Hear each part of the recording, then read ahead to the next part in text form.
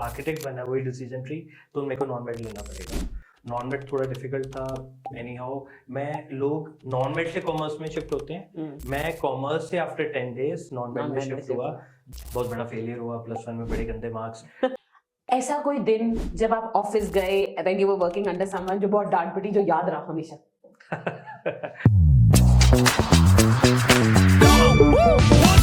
Hi, welcome to the next episode of mindful careers by Ruhani. और आज हम उस करियर की बात कर रहे हैं जिसकी हमें जरूरत कभी ना कभी अपने लाइफ में जरूर पड़ती है, क्योंकि हम सबको शौक है घर बनाने का, और ये लोग हैं जो हमारा एक अच्छा घर बनाने में मदद करते हैं। Yes, I am talking about a career as an architect.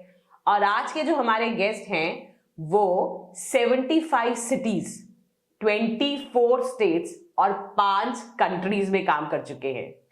He is on the panel of evaluation of a lot of colleges and इसके अलावा बहुत सारे अवार्ड्स भी मिले हैं। A writer, a TEDx speaker और क्या क्या बोलूं।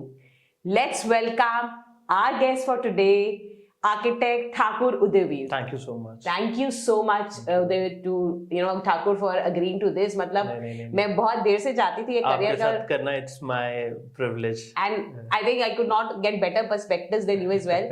मैंने तो आपको इंट्रोड्यूस किया है, but I think you can introduce yourself better. थोड़ा सा अपनी लाइफ एंड जर्नी। पहले तो मैं आपको इंट्रोड्यूस कर दूं कि मेरे करियर की शुरुआत भी आप ही के साथ हुई है। Correct. और आज जो पॉडकास्ट भी है, जो मेरी पॉडकास्ट की जर्नी भी, पहला पॉडकास्ट आपके साथ कर रहा हूँ। वाह, देखिए मतलब लॉन्ग रिलेशन रहने वाला है ऑलवेज। तो एनी इनिशिएटिव आप स्टार्ट करेंगे मैं साथ होंगी, and whenever I start you will always be there.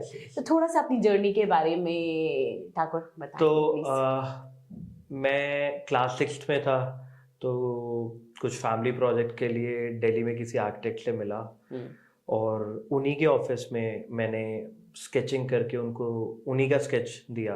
तो देन ही सेड कि ऐसा जो बच्चा बहुत अच्छा आर्ट में होता है उसको इस प्रोफेशन में आना चाहिए। ओके। तो मैं ये जर्नी भी इसलिए डिस्कस कर रहा हूँ कि पॉडकास्ट देखने वाले ये समझ पाएंगे कि मेरी ये जर्नी कैसे चालू हुई।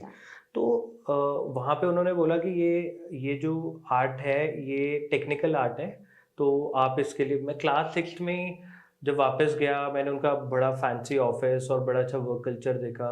मैं एक बिजनेस बैकग्राउंड से आता था जहाँ पे हमारे ब्रिक थे, बहुत फैंसी ऑफिस नहीं थे, ऑल्दो बिजनेस अच्छा था, बट मेरे को ये वाला प्रोफेशन ज़्यादा अच्छा लगने लगा। मैं आर्किटेक्ट्स को मिलना शुरू किया, और क्लास 6-7 में मैंने डिसाइड कर चुका था कि मैंने आर्किटेक्ट बनना है। जबकि जब मैं कॉलेज में गया तो वहाँ पे जो मेरे मतलब बाकी फ्रेंड्स, या मैं बोलूँ जो बाकी लोग आर्किटेक्ट बनने के लिए आए हुए थे, वो भी यही क्लियर नहीं थे कि आर्किटेक्ट होता क्या है और वो इस प्रोफेशन में क्यों है। और मुझे ऐसा लगता है लोग आर्किटेक्ट बन भी जाते हैं या कोई भी प्रोफेशन चूज़ भी कर लेते हैं, उनको यही क्लैरिटी नहीं होती वो ये प्रोफेशन कर क्यों रहे हैं। क्योंकि कई लोग मिलने आते रहते हैं कि भाई करियर में करे क्या। तो मैं यही देखता हूँ कि आजकल की जनरेशन में बहुत कन्फ्यूजन और क्लैरिटी नहीं है। तो मुझे विद गॉड्स ग्रेस, भगवान में मैं बहुत मानता हूँ, तो क्लास 6 में क्लैरिटी थी कि मेरे को आर्किटेक्ट बनना है। And I think this is the most amazing thing you said, because बहुत सारे लोगों को यही प्रॉब्लम आता है कि अनश्योर वो करियर में चले जाते हैं, अब पैशन है नहीं तो काम में वो डिलीवरेबल्स नहीं है, तो आप वैसा कर नहीं पाते। जिस तरह ऑन द कॉन्ट्ररी आपने अपनी स्ट्रेंथ और पैशन को पकड़ा, और एक बिजनेस फैमिली को कहना कि भाई मैं आर्किटेक्ट बनूंगा, मैं अपना स्ट्रगल करूंगा। I know it is very difficult, but you went through that struggle. और तब कोई करियर कंसल्टेंट मिले, उन्होंने कहा भी डिसीजन ट्री होता है, मतलब कि आपको ऊपर कहाँ पहुंचना है उसके अकॉर्डिंग आपको नीचे वाले डिसीजंस लेते आने हैं, तो आप डिसीजन ट्री बना लो। तो मैं वो ट्री बनाता गया कि अगर मुझे आर्किटेक्ट बनना है तो मुझे क्लास 6 के बाद कौन सा डिसीजन लेना है, 10th के बाद मुझे क्या करना है, +1 +2 में नॉन मेड लेना है, और वो क्या क्या करते करते मेरे को वो जर्नी पूरी अचीव करनी है। वेरी गुड, मतलब it is a very well planned journey. हाँ, आज भी मैं जो अपनी नेक्स्ट जर्नी है, हम लोग अपने 10 ईयर प्लान बना के रखते हैं, 5 ईयर प्लान बना के रखते हैं, 3 ईयर प्लान बना के रखते हैं कि अगले 2 साल तक कहाँ पहुँचना है या अगले ईयर तक कहाँ तक पहुँचना है। Very good. सो जर्नी शुरू कैसे हुई? अब हमने 6th में आर्किटेक्ट का डिसाइड कर लिया था, फिर आगे क्या? फिर मज़ेदार जर्नी है कि मैं जब 10th क्रॉस की तो कॉमर्स ले लिया, जैसे सारे फ्रेंड्स ले रहे थे, और फिर मुझे विद इन 1 और 2 days पता लगता है कि अगर आर्किटेक्ट बनना है वही डिसीजन ट्री, तो मेरे को नॉन मेड लेना पड़ेगा। नॉन मेड थोड़ा डिफिकल्ट था, एनी हाउ मैं लोग नॉन मेड से कॉमर्स में शिफ्ट होते हैं, मैं कॉमर्स से आफ्टर 10 days नॉन मेड में शिफ्ट हुआ, जो लोग कह रहे थे कि आज से पहले कभी भी नहीं हुआ। नॉन मेड ले लिया, बहुत डिफिकल्ट था, बहुत बड़ा फेलियर हुआ, +1 में बड़े गंदे मार्क्स, 10th का टॉपर जिसका बोर्ड पे स्कूल के बोर्ड पे फोटो लगी हुई है जो मेरिट स्टूडेंट्स में, और +1 में आते ही एक बहुत बड़ा फेलियर, क्योंकि एकदम कल्चरल चेंज आ जाता है, बड़ी ट्यूशन्स हो जाती हैं और समझ नहीं आता है। फिर उसके बाद बट मेरे फादर ने सपोर्ट किया कि नहीं तू नॉन मेड ही कर, जो भी है तेरे लिए और ट्यूशन्स। आप सोचो एक बड़ी ट्यूशन पढ़ने जाता था, फिर जो मेरे को 10th तक आदत थी वो छोटी ट्यूशन्स पढ़ने जाता था। बड़ी ट्यूशन का समझने के लिए छोटी ट्यूशन। हाँ, तो मतलब एजुकेशन में कभी भी ये नहीं सोचा कि एजुकेशन पे पैसा नहीं लगाना है, तो तब से ही उसमें लर्निंग वाला माइंडसेट रहा। तो उसके बाद +2 एनी हाउ अच्छे मार्क्स से क्लियर होगी, जो +1 में बड़ा बैड एक्सपीरियंस रहा। यहाँ पे लेसन ये है कि कभी भी अपने पैशन के लिए फर्स्ट स्टेप पे भी हम लोग छोड़ जाते हैं। मैं यहाँ छोड़ा नहीं, चलता गया। Very good. फिर +2 हुई तो फिर कॉलेज की फाइट शुरू हुई भी। कॉलेज कौन था, तो one of the best college था पंजाब का, गुरु नानक देव यूनिवर्सिटी। उसके बाद चंडीगढ़ कॉलेज ऑफ आर्किटेक्चर आ जाता है, उसमें तो मेरा इन दोनों में चूज़ करना था। उसमें सीट्स बहुत लिमिटेड है पंजाब के स्टूडेंट्स के लिए, तो फिर आई थिंक 1 और 2 सीट्स ही हैं। तो फिर JNDU में भी बड़ी लिमिटेड सीट्स थी, बट एनी हाउ तब इस प्रोफेशन में कोई आ ही नहीं रहा था। मेरा पैशन था। आई स्टिल रिमेंबर लोग तब कंप्यूटर साइंस के पीछे भाग रहे थे। तो यहाँ पे मैं ये बोलना चाहूँगा कि कभी भी अपने करियर के रैट रेस में ना भागो कि जब सारे ही ये काम कर रहे हैं तो मैं भी ये कर लूँ। तो आज की डेट में मैं ये देख रहा हूँ कि लोग आर्किटेक्चर में ऐसे आ रहे हैं। करेक्ट। ऑल्दो मेरा पैशन था, तब कोई भी नहीं आ रहा था, तो मैंने चूज किया कि यार हूँ, और फिर गुरु नानक देव यूनिवर्सिटी में मेरी एडमिशन हुआ और वहाँ से जर्नी स्टार्ट हो गई। आर्किटेक्चर स्कूल की जर्नी वहाँ से शुरू हुई। Architecture school, and I think NATA का एग्जाम देना पड़ता था तब भी। तब नाटा का एग्जाम नहीं होता था, अभी नाटा का एग्जाम है।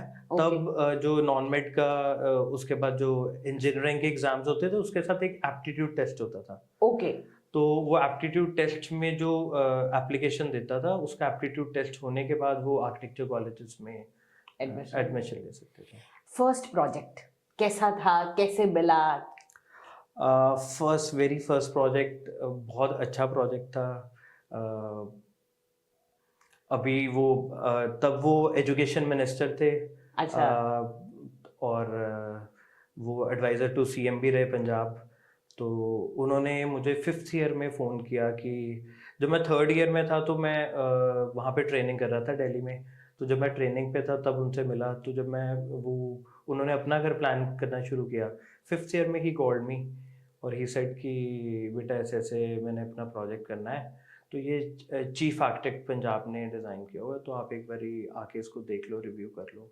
और फिर मैंने वो एग्जिस्टिंग प्रोजेक्ट को रिव्यू किया, उसमें जो और यूनिट्स बने थे लाइक ऑफिसेज और उनके सिक्योरिटी वालों के यूनिट्स बने थे, वो सारे मैंने डिज़ाइन किए। उनका रेजिडेंशियल पार्ट सारा कह लो कि मॉडर्नाइज्ड वे, वो जैसे बड़ा सरकारी फील वाला था, उसको एक मॉडर्नाइज्ड वे और वो शक्ल देने में उनकी हेल्प की, और मेरी वहाँ से जर्नी चालू हो गई। वाओ, मतलब देखो ना, एक पैशन को एक डायरेक्शन मिल गई and you were picked up for such a big project. और ये था रेजिडेंशियल जर्नी की स्टार्ट। और अगर आप कमर्शियल जर्नी की स्टार्ट आपने कराई थी लिटिल ब्लॉसम स्कूल, जो बहुत ही प्रेस्टिजियस स्कूल है जलंधर का, वहाँ पे रेनोवेशंस में घुसते घुसते हमने स्कूल के काफी चेंजेस। एंड आई थिंक फिर तो जर्नी स्टार्ट स्कूल्स में बहुत सारे आपने काम किए हैं, कमर्शियल भी। और आप लकी थे हमारे लिए, आज ये पॉडकास्ट मेरे लिए लकी रहेगा। I am sure. और बस ये जर्नी अब मुझे कहाँ तक लेके जाएगी। चलो, I am sure I am sure this journey will be fruitful for both of us. Thakur, 3rd year में इंटर्नशिप कहाँ करी और उसका क्या रेलेवेंस रहा? मतलब बहुत सारे लोग ना इग्नोर कर देते हैं कि भाई घर आ जाएं, जो अपॉर्चुनिटी मिलती है मिल ले। नहीं, ये बहुत ही गलत माइंडसेट है। रादर अगर आज मुझे रिवाइंड करने का टाइम मिले तो मुझे तब कोई गाइड करने वाला नहीं था। अगर मुझे रिवाइंड करने का टाइम मिले तो शायद मैं फॉरेन आर्किटेक्ट्स के पास ट्रेनिंग करता। और तब तक मेरा जितना एक्सपोजर था कि इंडिया के बेस्ट आर्किटेक्ट्स के पास मैंने ट्रेनिंग करनी है। और तब मोहित गुजराल जी, जो सतीश गुजराल जी के बेटे हुए हैं, ओके, अभी डीएलएफ में पार्टनर हैं, वाह, उनके साथ मुझे ट्रेनिंग करने का मौका मिला। बहुत मुश्किल थी वो भी जर्नी, बट मुझे ये फ़ायदा मिला।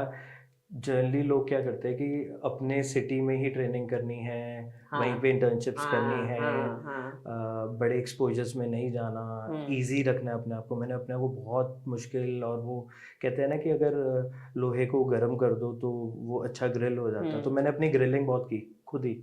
तो मैंने ये सोचा हुआ था कि कॉलेज की डिग्री या जैसे भी एजुकेशन चल रही है, बट मैंने 2-3 चीज़ें बहुत अच्छी सोची हुई थी। वन वाज कि मुझे ट्रेनिंग बहुत अच्छी जगह करनी है। सेकंड वाज जो हमारे डॉक्यूमेंटेशन का काम होता है, जो एग्जिस्टिंग मॉन्यूमेंट्स को डॉक्यूमेंट करना होता है, वो वाला। थर्ड वाज थीसिस, जो मुझे ये लगता है कि थीसिस लास्ट मेरा एंड रिजल्ट निकलना है डिग्री का, उस पे मैं बहुत ज़्यादा हार्ड वर्क कर लूँ। तो आप सुन के हैरान हो जाओगे, मैंने थीसिस गाइड अपना वो लिया था जो कॉलेज में कोई लेना नहीं चाहता होता था, क्योंकि वो ग्रिलिंग बहुत कराते थे, मेहनत बहुत कराते थे, और कॉलेज स्टूडेंट हमेशा ये चाहता है हमारे लिए चीज़ ईजी रहे। तो मैंने जान के वो वाले थीसिस गाइड लिए, और आज मैं उनको अपना बहुत अच्छा मेंटर मानता हूँ।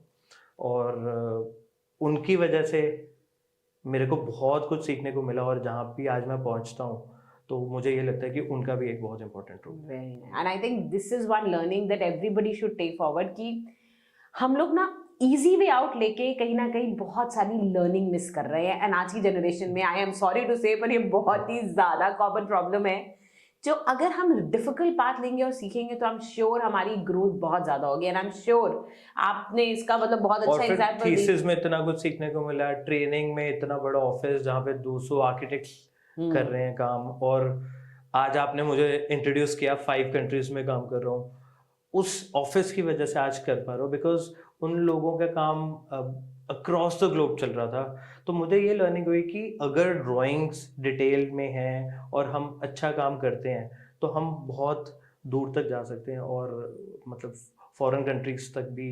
डिज़ाइन कर सकते हैं।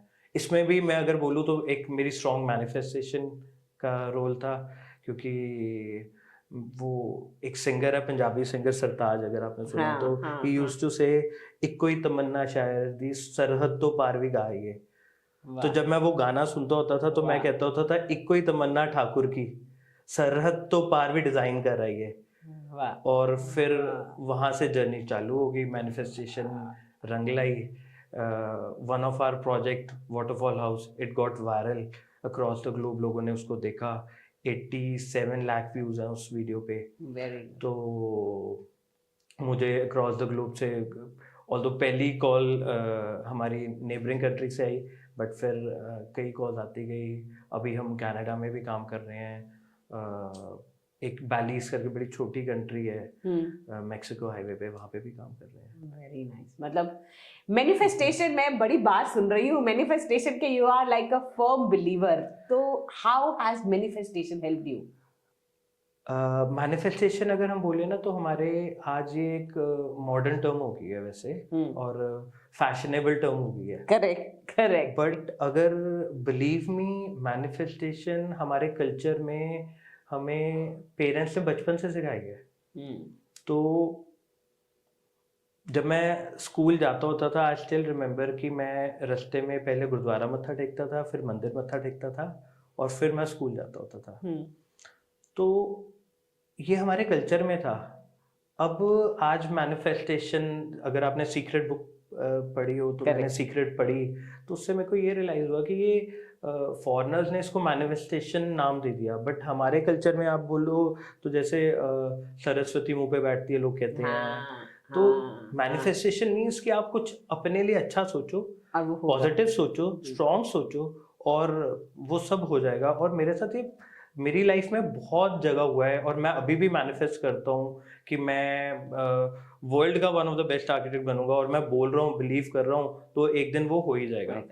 और जनरली हम लोग ऐसी बातें बोलते हुए डरते हैं, इसलिए हम कहते हैं यार सोसाइटी ये बोलेगी कि यार ये प्रैक्टिकली क्या अपने आप को फ्लॉन्ट करना चाह रहा है। बट हम अगर अपने आप से नहीं कमिटमेंट कर पा रहे, तो हम दुनिया के आगे कमिट करने में डर रहे हैं, तो हम कैसे वो चीज़ अचीव करेगी।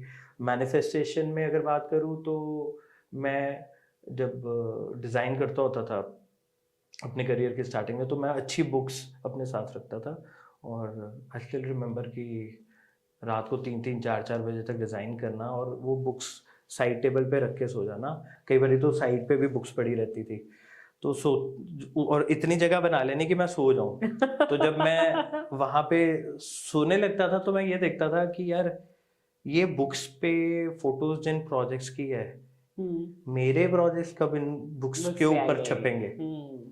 तो बिलीव मी, वो कह लो मेरी मैनिफेस्टेशन थी, मेरा बिलीव था। और विद इन 3-4 ईयर्स वो चीज़ें शुरू हो गई। हमारा प्रोजेक्ट कवर पेज पे आ गया, हमारा प्रोजेक्ट वायरल हो गया। हमारे प्रोजेक्ट्स जिन मैगजीन्स में मैं कॉल की अपनी करियर के स्टार्टिंग में, तो उन्होंने कहा कि आपके प्रोजेक्ट अभी अप टू द मार्क नहीं है। उन लोगों की मेल आई तो मैंने 6 महीने यही नहीं देखा कि उन लोगों ने मुझे अप्रोच किया है। और अब ये मैनिफेस्टेशन बोल लो, क्योंकि वो बुक्स मेरे साथ पे रहती थी। हम तो बचपन में हमारे कल्चर में सिखाया जाता है, वो अभी भी मेरी वाइफ बेटे को बोलती है कि वो हिंदी पढ़ने में थोड़ा डर रहा है। हाँ। तो वो उसको बोलती है कि तू ये वाली बुक्स अपने पिल्लो के नीचे अगर रख के सो जाएगा तो तुझे आ जाएगी। तो आई think this is a part of manifestation. Correct. मतलब एज बचपन में कहा जाता था बेटा मुंह में अच्छा सोचोगे बोलोगे तो ही मिलेगा। या बचपन मैंने अपना बचपन बहुत बिताया कहते हुए भी भगवान अकल दे और भाई दे। मतलब अकल भी ठीक ठाक मिल गई और भाई भी मिल गया। तो हमें ना मतलब दादी ने सिखाया हुआ था कि हर बार भगवान से ये मांगना ही मांगना है। बहने हम 2 थे तो ये चीज था। So that really happened. तो जब आप स्ट्रांगली आप भगवान के आगे कुछ भी चीज मांगते हो, मुझे नहीं लगता इसको मैनिफेस्टेशन बोल लो, strong believe in your God बोल लो। मैं आज भी यहाँ पहुंचने से पहले सुबह मत्था टेक के आया हूँ। और मेरा बेटा 5 इयर्स का है, मैं उसको भी साथ लेके जाता हूँ, ताकि अगर आज ही हम बच्चे को ग्रैटिट्यूड, थैंकफुलनेस या शुक्राना नहीं सिखाएंगे तो हमारे बच्चों को मैनिफेस्टेशन कौन सिखाएगा। तो मैं उसको लेके जाता हूँ, मैं उसको कहता हूँ बाबा जी को थैंक यू बोलो, फिर उसको पूछता हूँ कि तुझे जो चाहिए वो बाबा जी को बोल। और कई बार तो वो चीज़ मैं खुद इंटेंशनली उसको लेके देता हूँ ताकि उसका मैनिफेस्टेशन में बिलीफ बने। Wow, which is such great thing. मतलब हम लोग अगर सही बात है कहीं ना कहीं ये कल्चर हमारा है और इंडिया में इतनी अच्छी चीजें होते हुए भी हम फॉरेन की बुक्स पढ़ के हम कह रहे हैं कि भाई हम उसको इम्बाइब कर रहे हैं, हम उसको इम्बाइब। और अगर आप अपने बच्चे को कुछ सिखाना चाहते हो, मेरा मानना है कि उसको बहुत ही अर्ली माइंड में उसके वो चीज़ें डालनी पड़ेगी। अगर मैं अपनी बात करूँ तो मैं अल्कोहल नहीं लेता हूँ। तो आई स्टिल रिमेंबर जब हम छोटे थे तो मेरे मदर ने मुझे ये सिखा दिया कि अल्कोहल गंदी चीज़ है। तो आज भी अगर मैंने आफ्टर 30s मैंने अपनी टेस्ट भी की तो मेरी टेस्ट बड्स को ही नहीं कभी अच्छी लगी, बिकॉज इतना ज़्यादा वो स्ट्रांगली वो माइंड में डल चुका हुआ था कि नहीं। करेक्ट। ऐसा कोई दिन जब आप ऑफिस गए when you were working under someone जो बहुत डांट पिटी जो याद रहा हमेशा? ये तो आप बड़े क्रिटिकल क्वेश्चन पूछ रहे हो। मतलब मैंने कहा क्योंकि ये सब चीजें आप सारा करियर रिवाइंड करवा रहे हो। वेल मैंने आपको बताया मैंने मोहित गुजराल जी पास ट्रेनिंग की जब मैं ही वाज अ सेलिब्रिटी। मतलब इस प्रोफेशन के भी सेलिब्रिटी थे और वैसे भी वो पेज 3 वाले बंदे थे। पहले तो जिस दिन उनको मिला तो आप सोचो कि शॉक था, मतलब वो गूज बम्प्स थे, टमी में कुछ हो रहा था टाइप्स वाला फील था। फाइनली फिर थोड़ा सा कंफर्टेबल होना शुरू हुआ। आई स्टिल रिमेंबर जिस दिन पहले दिन मेरे को चेयर भी ऑफिस में मिली ना ट्रेनिंग के लिए, तो मैं ऐसे ही बैठा रहा, मैं पीछे भी नहीं हुआ। उसका रीजन यही था कि मैं मतलब कॉन्शियस था कि मैं कुछ गलती ना कर दूं। और उसमें जब कंफर्टेबल हुआ काम करना शुरू किया तो जो मेरे रिपोर्टिंग जहाँ पे थी और उन्होंने कहा सेक्शन काट लो, मैं सेक्शन काट के उनके पास लेके गया। उन्होंने मेरी वो बेइज्जती की और वहाँ पे अराउंड 25-30 लोग बैठे होंगे उस स्टूडियो में। उन्होंने कहा भाई ये कोई ड्राइंग का लेवल है, आप कॉलेज में करते क्या हो, ये है वो टाइप्स। और लिटरली आज कई बार हम नई जनरेशन को इतनी सी बात बोल देना यार तेरी ड्राइंग गलत है, तो वो कहता मुझे ऐसा बोला क्यों। करेक्ट, बिल्कुल सही बात है, बिल्कुल सही बात है। मतलब वो अगले दिन ऑफिस ही नहीं आता कई बार। मैं इस बात से ये बताना चाह रहा हूँ कि मैंने तब इतनी उनकी डांट वांट सुन ली और उससे ग्रास्प किया कि नहीं यार मैं गलत हूँ, तभी वो सिखाना चाह रहे हैं, समझाना चाह रहे हैं, और उनको अपना गुरु बनाया। मैंने वो वापस लेके गया, ड्राइंग इम्प्रूव की, और आपको मैं अगर बताऊंगा कि मैं वो सारा लेके, जब मैं अगली फाइनल ड्राइंग लेके गया तो ही सेड, उन्होंने ड्राइंग पकड़ी, ही सेड वाव। जब उन्होंने वाव कहा तो मुझे वाव नहीं बिलीव हुआ, उल्टा बिलीव हुआ। मैं कहा ये फिर मेरी बेइज्जती करेंगे और ये कहेंगे कि तूने फिर कोई गलती कर दी है, मतलब तब का डर मेरे में इतना हुआ था। हाँ। तो ही सेड कि ऐसे बनती है ड्राइंग, और वहाँ से मुझे लर्निंग ये मिली कि कोई भी चीज़ पे अगर आप थोड़ा सा हार्ड वर्क करो, थोड़े एफर्ट्स डालो, आपको चीज़ सीखने को मिल जाती है। और अगर मैं तब एज अ लूज़र वो मैदान छोड़ के भाग जाता और मैं ये कहता कि नहीं भाई मुझे तो ये नहीं करना, मुझे ऐसे बोल रहे हैं, मुझे था मेरे को इतने बड़े ऑफिस में अपॉर्चुनिटी मिली है, और बिलीव मी इंडिया के बेस्ट ऑफिस में अपनी ड्राइंग के ऊपर वाव सुनना, दैट मीन्स आपने एक नेशनल या इंटरनेशनल लेवल उसी दिन अचीव कर लिया है। क्योंकि मेरे को फिर कॉन्फिडेंस हो गया था कि मेरी ड्राइंग की डिटेलिंग इस लेवल की है कि मैं जिस दिन मार्केट में जाऊंगा मुझे कोई भी चैलेंज नहीं कर सकता। तो आज भी हमारी ड्राइंग्स में इतनी डिटेल्ड वर्क है, ताकि तभी हम फॉरेन कंट्रीज तक काम कर पाते हैं। मतलब या अगर मतलब हम बात करें जो अच्छे अच्छे वर्ड्स लोग कहते हैं तो ग्रोथ ओरिएंटेड माइंडसेट हो गया ना, कि भाई मैंने सीखना है और आगे बढ़ना है। जो अगर एक इंसान में आ जाए तो वो बहुत आगे बढ़ जाता है कि भाई मैं सीखूंगा, बढ़ूंगा, सीखूंगा। नहीं तो लोग क्या करते हैं, भाई मुझे ऐसा बोला क्यों, ईगो। और आज की डेट की, आज की जनरेशन की, आई थिंक ये पता नहीं, मुझे ऐसा लग रहा है कि है नहीं, आई वो कंप्लीटली एग्री। बिकॉज मैंने किसी एक्सपर्ट की ना एक वीडियो सुनी थी, तो उसने बोला भी आज जो एम्प्लॉय काम कर रहा है या टीम मेंबर काम कर रहा है वो पैसे के लिए काम ही नहीं कर रहा है, क्योंकि उसकी जो नेसेसिटीज है वो पूरी हो चुकी हुई हैं। बट इसमें मैं थोड़ा सा ट्विस्ट करना चाहता हूँ। ठीक है, आपकी रोटी कपड़ा मकान की नेसेसिटी पूरी हो चुकी हुई है, पर नॉलेज की नेसेसिटी, बिल्कुल सही, मतलब वो वही में तभी ग्रोथ, नॉलेज, लर्निंग की नेसेसिटी पूरी नहीं होती कभी तो भी। आपको भूखा रहना पड़ेगा। वो कहते हैं ना एज बेगर्स आपको हमेशा बिहेव करना चाहिए जब आप नॉलेज ले रहे हो। तो मुझे ऐसा लगता है कि हमेशा लर्निंग के लिए ना आपको हाथ फैला के रखने चाहिए कि जो सीखने को मिल रहा है सीख लो। तो ये या आपको कपड़े पैसे की भूख हो या आपको नॉलेज की भूख हो, तभी आप बहुत आगे जा सकते हो। तो एक चीज की भूख तो चाहिए, तभी आप उसको पूरी करने के लिए आगे ग्रो करते रहोगे। मेरे करियर में मुझे सबसे अच्छी चीज ये लगती है कि हम सोसाइटी के टॉप एंड लोगों से मिलते रहते हैं, क्योंकि जो प्रोजेक्ट्स बनाते हैं वो वही लोग बना रहे होते हैं जो ग्रो कर रहे हैं। और मेरे को अपने प्रोफेशन में सबसे मजेदार ये चीज मिलती है कि नए लोगों से मिलता हूँ और जो बहुत ग्रो कर रहे होते हैं उनसे सीखने को मिलता है, और फिर वो मैं अपने प्रैक्टिस में, अपने ऑफिस में भी इम्प्लीमेंट करता रहता हूँ। मतलब यही है कि हर किसी से सीखो, सिमुलेट मैं करो। अभी भी आपसे भी सीख गया कि पॉडकास्ट कैसे करना है। मैं आपसे सीख रही हूँ बहुत कुछ की माइंडसेट, और स्पेशली अपने बच्चों में ग्रैटिट्यूड कैसे डालना है। मतलब ठाकुर, आई think this is also amazing. 75 cities में हम उदय ठाकुर काम कर रहे हैं, उदयवीर ठाकुर में, दोनों में स्विप कर रही हूँ, सॉरी। तो कैसे पॉसिबल हो पा रहा है इतनी सिटीज में काम मैनेज करना? पहली बात तो टीम बहुत अच्छी है हमारे साथ। टचवुड। टीम के बिना कुछ भी पॉसिबल नहीं है। वो कहते हैं कि अकेला मैं इतना सा कर सकता हूँ, एज अ टीम हम लोग इतना कर सकते हैं। तो टीम की वजह से है, वन। सेकंड, हम टेक्नोलॉजी को अपनी कंपनी में बहुत इंपॉर्टेंट मानते हैं। टेक्नोलॉजी ओरिएंटेड हम गूगल शीट्स के ऊपर आए, फिर अब हम फाइनली ERP के ऊपर आ रहे हैं, जो कि एक प्रैक्टिस में बहुत रेयरली आपको कंट्री में देखने को मिलेगा। हाँ, मतलब आर्किटेक्ट लाइन में, मतलब I haven't heard of ERPs। अभी हम जल्दी अपने क्लाइंट्स के लिए ऐप रेडी कर देंगे, तो कोई भी आपकी ड्राइंग रिलेटेड रिक्वेस्ट है, कोई लर्निंग वीडियोस हैं, कई बारी प्रोजेक्ट एग्जीक्यूट कराना ही क्लाइंट को नहीं समझ आता कैसे है। तो जो मैंने चैलेंजेस देखे लास्ट 15 ईयर्स में, वो सारे थ्रू ERP में रिजॉल्व करने की कोशिश कर रहा हूँ। And I think this is very innovative in this field. मुझे नहीं लगता मैंने किसी और को ये करते पंजाब सुना में है। तो कोई भी अभी ERP नहीं यूज कर रहा है, नहीं बट हम विद इन कुछ दिनों में उसको ERP लॉन्च कर देंगे। एंड ERP से ज्यादा, even if you talking about, मतलब पूरा project, video tutorials, apps, and this is अभी भी हमारी कंपनी में डैशबोर्ड बना हुआ है, टेक्नोलॉजी ओरिएंटेड है। तो मुझे किसी भी अपने टीम मेंबर का काम देखना है, कोई भी प्रोजेक्ट देखना है,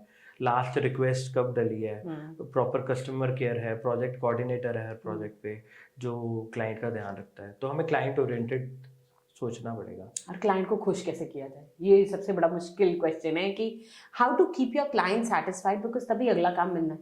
देखो, जब आप बेस्ट सर्विस दोगे और दिल से सर्व करोगे, दिल से कैसे सर्व कर सकते हो? कभी आपने लंगर खाया है?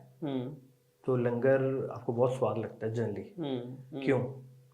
क्योंकि मतलब वो फीलिंग्स होती हैं। यस, उसमें फीलिंग्स होती हैं। जब वो बनता है, लोग साथ पार्ट करते हैं, इमोशन सर्व करते हैं, और वैसा खाना अगर वैसा जो लंगर में सर्व होता है अगर आपके घर में बना हो तो शायद आप अपने मदर को कहो कि भाई आज खाना अच्छा नहीं बना, बट वही चीज़ जब लंगर में सर्व की जाती है, जब गुड इमोशंस के साथ सर्व की जाती हैं, तो वो बहुत अच्छी लगती हैं।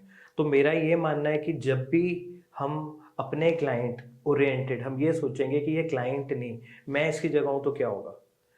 हम अपनी कंपनी में एक लोग मतलब स्लोगन बोलते हैं कि क्लाइंट इज गॉड। ऑल्दो ये हमारे इंडियन कल्चर में बोला ही जाता है, बट इससे आगे हमने कुछ और सीखा है, क्लाइंट्स कंप्लेंट इज प्रसाद। वाह वाह। तो क्लाइंट की कंप्लेंट प्रसाद है, उससे नेगेटिव परसेप्शन ना बनाओ क्लाइंट के लिए, पॉजिटिव सोचो कि ये कुछ सिखाना चाह रहा है, वो आपको प्रसाद दे रहा है, अब आपके ऊपर वो प्रसाद लेके आप उससे क्या सीख गए। और वो अपने, और मैं बोलता हूँ वो प्रसाद जब आया, सपोज करो कंप्लेंट आई, तो उसका permanent solution in the company उसी दिन सोचो, ताकि वो गलती दोबारा ना हो। गलतियां काम करेंगे, गलतियां तो चलती रहेंगी, ये कभी नहीं रुकेंगी, बट उसके सॉल्यूशंस परमानेंट बन जाए ताकि वो गलती दोबारा ना हो कंपनी में।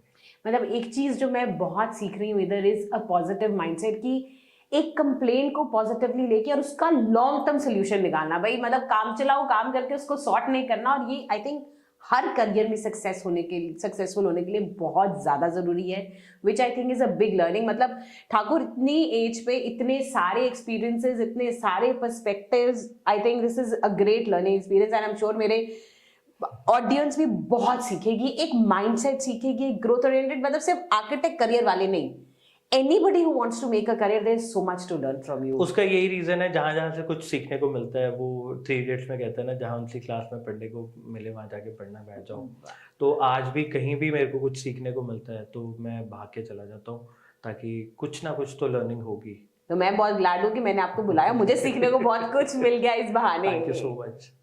आपकी बुक हमने देखे, तो let me show all of them also. This is a book that Thakur has done, so this is a book that he is done. तो थोड़ा सा मुझे इस बुक के बारे में भी बताओ, इनोवेटिव स्पेसेस। तो लास्ट जब टीम बड़ी हुई तो काफ़ी बुक्स पढ़नी शुरू की ऑन बिजनेस, कैसे क्रिएट किए जा सकते हैं, टीम्स कैसे अच्छी बनाई जा सकती हैं, बिल्ड टू ग्रो, या जो जो बड़ी बड़ी बुक्स, ई मैथ, ये सारी पढ़ी। तो मुझे ये रियलाइज़ हुआ कि ये लोगों ने अपनी लाइफ जर्नी या जो ये बात कम्युनिकेट करना चाह रहे हैं, इन्होंने मासेस के साथ कम्युनिकेट करने के लिए ये बुक लिखी है। तो मुझे ये लगा कि मैं इतने लोगों तक नहीं पहुंच सकता, हमेशा एक बैंडविड्थ होती है।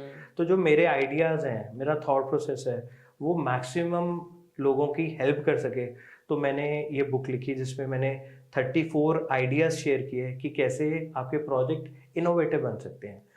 आज हर आदमी कहता है मुझे प्रोजेक्ट यूनिक बनाना है, तो मैंने इसमें 34 आइडियाज़ दिए हैं जिनकी मतलब आप वो कॉम्बिनेशंस बना के आप अपने प्रोजेक्ट को यूनिक बना सकते हो। तो हमने इसमें 7 पिक्चर्स भी डाली हैं, 7 आइडियाज़ लिखे हैं ताकि लोगों की हेल्प हो सके। इसी थॉट प्रोसेस से हमने यूट्यूब चैनल शुरू किया था। अच्छा। कि मैं जब भी ना गाड़ी पे जा रहा होता था तो गाड़ी जनरली मैं इधर उधर देख रहा होता था, अगर साथ कोई और ड्राइव कर रहा है, तो मुझे ये लगता था कि यार ये कंस्ट्रक्शन चल रही है, ये तो गलती कर रहे हैं। और मेरा मन करता था कि मैं गाड़ी से उतरूं और इन लोगों की हेल्प करने लग जाऊं कि यार ये गलत कर रहे हो, तुम नए पैसे भी नए लगा रहे हो और ये खराब हो जाएगा, क्यों ये मत करो। तो बट ऐसा उतरते हुए तो बड़ा अजीब लगना, तो उन्हें कहना था यहाँ तो ये अपना बिजनेस लेने आ रहा है, यहाँ इसके पास काम ही नहीं है इसलिए आ जाता है ऐसे। तो मेरा थॉट प्रोसेस हुआ कि मैं अपने यूट्यूब चैनल पे लोगों के साथ डिस्कशंस करनी शुरू करूँ कि टेक्निकली आपकी बिल्डिंग्स कैसे स्ट्रॉन्ग बन सकती हैं। जैसे अगर प्लम्बिंग की पाइप लोग दीवारों के अंदर डालते हैं तो वो सीपेज की प्रॉब्लम आएगी, तो वो आपका घर सीपेज ना हो, आपका घर कैसे टेक्निकली साउंड हो सकता है, आपकी बिल्डिंग्स कैसे अच्छी बन सकती हैं। तो मैं यूट्यूब चैनल पे अपने आइडियाज़ शेयर करता रहता था। उसी की एक्सटेंशन पे फिर मैंने मैंने कहा एक बुक भी लिख देते हैं जिसमें आइडियाज़ शेयर करें। वाह, this is sharing of your knowledge with the world. Yes yes yes yes. तो मुझे बताओ, एक स्टूडेंट जो परस्यू करना चाहता है आर्किटेक्चर, उसके लिए एडवाइस। देखो, देखा देखी मत आओ किसी भी फील्ड में, सिर्फ आर्किटेक्चर में नहीं। अगर तो पैशन है, अगर शौक है, लोगों को लगता है यार ये 4 लाइनों मारने वाला फील्ड है, ऐसा नहीं है। बहुत थॉट प्रोसेस चलता है। अगर आप अच्छे आर्टिस्ट हो, आपका क्रिएटिव माइंड है और आप टेक्निकल आर्टिस्ट बनना चाहते हो, तो ये फील्ड आप लोगों के लिए है। और अगर पैशन है, थॉट है, तभी आना। सिर्फ रैट रेस अगर भाई कर रहा है, 4 फ्रेंड्स कर रहे हैं, सेम कॉलेज में जाना है, इसलिए मत आना। फ्रेंड्स तो और मिल जाएंगे, ऐसा कुछ नहीं है, जहाँ से भी फील्ड में जाओगे वहाँ फ्रेंड्स मिल जाएंगे। तो मैं ये आजकल स्टूडेंट्स में देखता हूँ, भाई कनाडा जा रहे हैं, क्यों जा रहे हैं? 7-3 दोस्त जा रहे थे, हम भी चले गए। हाँ, मतलब यहाँ काम हो नहीं हो, अपॉर्चुनिटीज हो छोड़ के, उसकी मजबूरी है कनाडा जाना। हाँ। अब दूसरे के बच्चे का, फादर का 500 करोड़ का बिजनेस सेटअप है, वो छोड़ के कनाडा जा रहा है। फिर फादर भी गुस्सा हो जाता है कि मैंने देना नहीं है। हाँ, वो गुस्सा हो रहा है कि यार ये सीखना ही नहीं चाह रहा है। तो भाई आप इंडिया में रुको, आप अच्छे कॉलेजेस में पढ़ो, फादर की हेल्प करो और उनकी एंटरप्रेन्योर जर्नी को, लेट्स से वो अगर 5 करोड़ पे है या 50 करोड़ पे है या 500 पे है, तो उसके एक जीरो बढ़ा दो ना। अगर वो 5 करोड़ पे हैं तो आप 50 करोड़ बिजनेस हेल्प करो उनका बनाने में। और अगर सपोज करो बिल्कुल ही कम है, 5,000 10,000 पे, तो उसको 5 करोड़ तक लेके जाओ। तो आज हमने अब नया सेगमेंट एक इंट्रोड्यूस किया है, रैपिड फायर राउंड का। ओके, तो can we have that rapid fire round with, हां, Karan Johar type.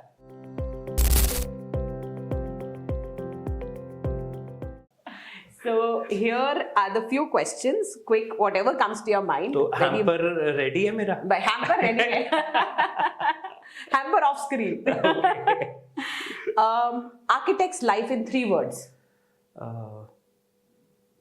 Work, creativity and counseling. Wow, very good. And I think he's explained everything here. अगर आप एक बिल्डिंग होते, आप क्या बनना चाहोगे? स्काईस्क्रेपर, कॉटेज की मेज? Probably cottage. एंड ऐसा क्यों?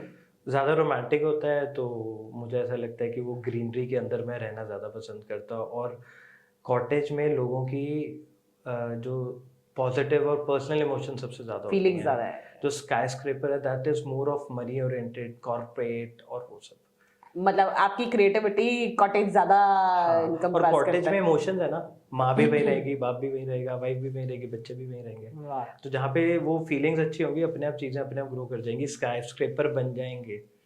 Very nice, very nice. One thing you can't go through on a work day without? Team meetings. Team meetings, I agree now. अब तो मतलब मुझे भी लगता है कि जरूरी है। One skill every aspiring architect should construct early. Side पे जाके बैठ जाओ और अपने आप को एक मैसन की तरह एक्ट करो, तो लर्निंग बहुत ज्यादा मिलेगी। Very good. What's more challenging, designing or managing clients? Managing clients. One software aspiring architects must master? Writing hands, हाथ से लिखने की या हाथ से स्केचिंग करने की। सॉफ्टवेयर्स तो आ ही जाएंगे, टेक्नोलॉजी तो आ ही जाएगी, जो स्किल है वो आना ज़्यादा ज़रूरी है, तो आप हाथ से भी अपनी बात एक्सप्लेन कर पाओगे। Very nice. Biggest misconception people have about being an architect? 4 लाइनें तो मारनी है। हाँ, बिल्कुल सही बात है। One habit students should build to design a successful career? Passion को फॉलो करो, और अगर यही नहीं पता चल रहा पैशन क्या है, तो प्लीज़ मैनिफेस्ट करो, मेडिटेशन करो, बैठो आराम से, अपने आप से बात करो और अपने आप से टाइम स्पेंड करो। One myth about architecture you'd love to demolish? ये मौका है। 4 लाइनों वाला करियर नहीं है, बहुत ही टेक्निकल आर्टिस्ट वाला करियर है। बुर्ज खलीफा तक एक आर्किटेक्ट ने ही बनाए हैं, और इतना ही सुंदर दुनिया जो आप देख पा रहे हो वो आर्किटेक्ट की वजह से देख पा रहे हो। We are people who help you live in good spaces. Very nice. So this is the best, I think, definition of an architect career. What's your advice for handling criticism of your designs? देखो, design is never write और wrong. Design मेरा thought process है, आपको नहीं पसंद आया क्योंकि आपको मेरा कॉन्सेप्ट नहीं समझ आया होगा। तो तो ये ये क्रिटिसिज्म किसी भी डिज़ाइन को अगर मैं भी क्रिटिक कर रहा हूँ तो वो मेरा थॉट प्रोसेस है, आपका अलग हो सकता है। the best book or movie every architect should check out? Scale up करने के लिए E Myth Architect. E-Myth Architect. If you weren't an architect, what would be your plan B? Probably some other luxury oriented projects or maybe hotelier. You meant to be to deliver with the team. What's your secret of staying inspired through tough projects? Client से inspiration है हमारी, और जो मेरे projects लोग जब पसंद करते हैं, जब यूट्यूब पे लोग अप्रिशिएट करते हैं या अच्छी मैगजीन्स और बुक्स तक जाते हैं और जब इंटरनेशनल कंपटीशन जीतने का मौका मिलता है तो मुझे वो इंस्पिरेशन मिलती है कि मुझे वहाँ जाना है। ये तो एक छोटा सा चैलेंज है, इसको अचीव कर लेंगे। So bigger picture. Bigger picture in mind. One thing that always keeps your ideas grounded. मैं तो लग रहा है वैसे आप वैसे ही बहुत ग्राउंडेड पर्सन हो, बट मैम जब सुबह जाके भगवान के आगे बो करते हैं ना तो सब कुछ खत्म हो जाता है और लगता है कि यहीं से तो मिलना है।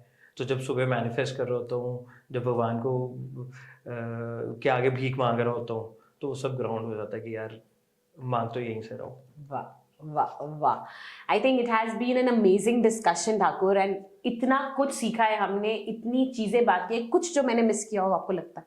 नहीं, मुझे लगता है आपने काफ़ी चीज़ें कवर कर दी हैं, बट इट वाज वंडरफुल। आपके साथ बात करके बहुत अच्छा लगा और अपने आइडियाज़ लोगों तक पहुंचाने के लिए आपने हमें मौका दिया है। Thank you so much. Thank you so much Thakur, and I think सबसे अच्छी बात इस करियर की है कि ये लोग वो ब्यूटीफुल स्पेसेस बनाते हैं जहाँ हम अपनी लाइफ इंजॉय करते हैं और जब वो घर बनाते हैं जहाँ हम रहते हैं।